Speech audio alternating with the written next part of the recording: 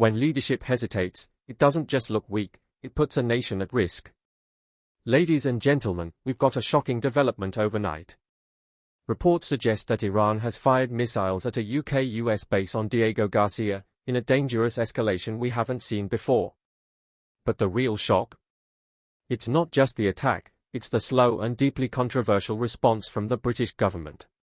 Don't forget to like, comment, and subscribe to Next UK, your go-to for real stories and sharp analysis. But it has taken quite a while, it has to be said, for our Prime Minister Keir Starmer to react to this situation. I think this is time that Keir Starmer needs to resign and put someone who can do the job firmly, because British people is at stake, and then our homeland is at risk. And he's, as you know, he's continue persisting, giving away our homeland, and that is weakening our alliance to the US. So he needs to stop and then put British people first and our heritage and value. And he needs to resign now. And how do you feel about the future of the islands going forward now? What do you think is going to happen now that the base there is involved in the war, whether we like it or not? The base is firmly protected by the UK-US military, and I have faith that that will continue, but not with Keir Starmer. Keir Starmer is someone who blocking everything that we try to achieve and to make British people safe in their own country. Just imagine that is happening in British overseas territory, and this is the second base he's attacking. This is a direct attack on British soil.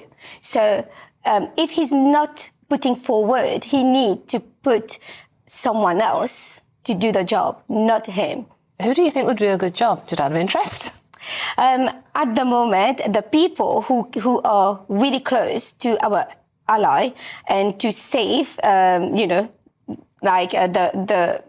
friendship is Nigel Farage. Okay, interesting. Now, your brother, Misley, who is the First Minister of the Chagos Islands, he went out to America, didn't he? Did he actually get to talk to Donald Trump at any point? We request for a long time to have a meeting with Donald Trump, with the President of the United States. So we are still requesting that we need to have like a meeting with him. So he needs to see our side of our for the future of our land, and so that will happen. I believe that will happen. As to be fair, he has changed his mind on the situation with the UK handing the islands over to Mauritius. I mean, Donald Trump on one hand said it was a very stupid idea, and then he seemed to change his mind and say, well, maybe it makes sense after all. How do you feel about that?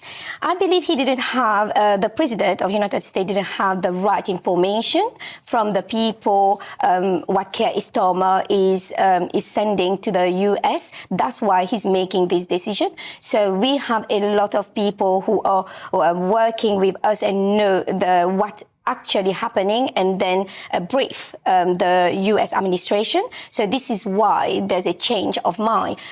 This military base, Diego Garcia, is really important, including all the outer island. That should not go to the hand of Mauritius. Mauritius, they don't have the capacity to protect those islands, and those islands never belong to Mauritius.